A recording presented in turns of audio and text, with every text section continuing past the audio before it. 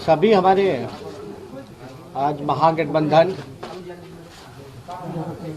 के नेता, वामपंथी दलों के, कांग्रेस पार्टी के, आरजेडी के, आज हम लोगों की बैठक थी। कल जो हम लोगों का मानव श्रृंखला होने जा रहा है 3 काले कानूनों के खिलाफ, उसको लेकर के जो तैयारियां हैं,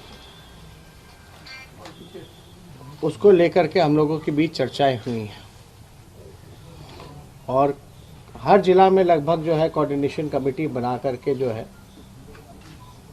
तैयारी की जा रही है। आज राष्ट्रपति जी का भाषण था।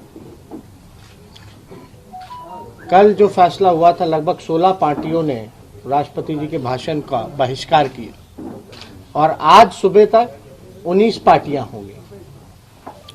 तो साफ दिखाता है कि जो मौजूदा जो सरकार है, जो किसानों पर काला कानून थोपना चाहती है, ये किसानों के अस्तित्व का सवाल है और लगभग देश के 80% आबादी को प्रभावित करता है ये कानून। और किसान कई महीनों से लगातार एक ही बात कह रहे हैं कि ये काला कानून उनको नहीं चाहिए। बड़ी स्पष्ट बात है, किसानों को पता है कि उनका हित किसमें है, भला किसमें है। जब किसानों को आपत्ति है इस काले कानून से, तो सरकार की आखिर कौन सी ऐसी बेचैनी है कि जबरदस्ती जबरन ये काला कानून जो है वो किसानों पर, देश के 80% लोगों पर थोपना चाहते हैं। आखिर कौन सी ऐसी मजबूरी है? हम लोग बार बार कहते रहे हैं कि अन्नदाताओं को जो सम्मान मिलना चाहिए, जो एमएसपी मिलना चाहिए, वो इस कोई कानून में, तीनों कानून में नहीं है, उसका जिक्र नहीं है। ये पूरा कानून जो है अन्नदाताओं के लिए नहीं बल्कि फंड दाताओं के लिए।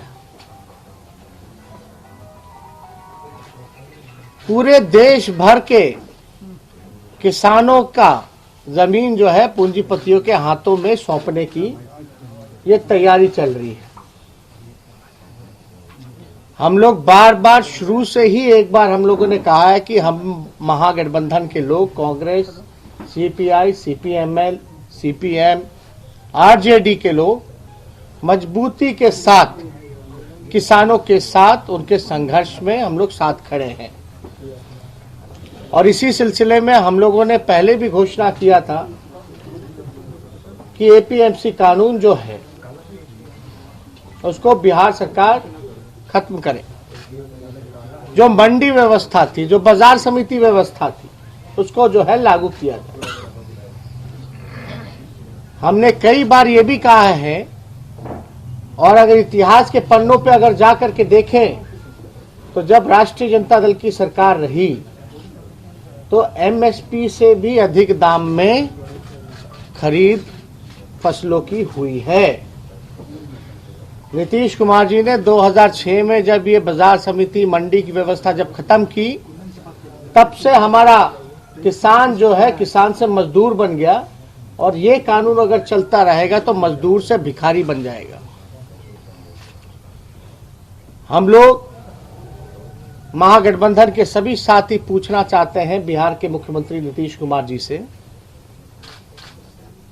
कि आप चुप क्यों हैं? कृषि बिल को लेकर के आप मौन क्यों हैं? क्या किसान जो कर रहे हैं वो ठीक कर रहे हैं या गलत कर रहे हैं? क्या ये काला कानून सही है, किसानों के हित में है या नहीं है? क्यों नहीं आप जो है इस पे 2 शब्द भी नहीं बोल रहे?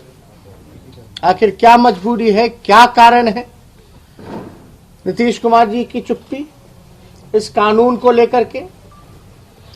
क्या मजबूरियां हैं। और 2006 से जब से एपीएमसी कानून है, उसके बाद से बिहार के किसानों को फायदा हुआ है या नुकसान हुआ है, ये बताना चाहिए लोगों को सामने आकर के। हम लोग कोई भी आंदोलन करते हैं, कहीं भी, चाहे छात्रों के लिए आवाज उठाना, युवाओं के लिए आवाज उठाना, संविदा कर्मियों के लिए आवाज उठाना, सरकारी कर्मचारियों के लिए आवाज उठाना, नीतीश कुमार जी लगातार जो है लोकतंत्र का हत्या करने में लगे। केस मुकदमा, जो धरना स्थल है वहां भी नहीं बैठने दिया जाता। आप लोग सब लोगों ने देखा होगा। किसान को लेकर के सबसे बड़ा सवाल है, बिहार में अभी भी नीतीश कुमार जी जो है डीजल का दाम जो है महंगा करने जा रहा है।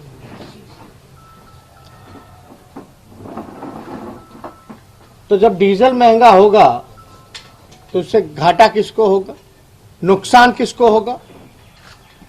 किसानों को होगा।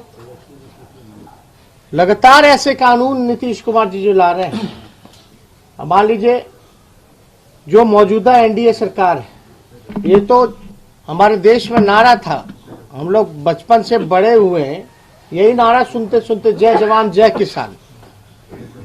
ये भाजपा के लोग तो जवान और किसान में ही लड़ाने का काम कर दिया।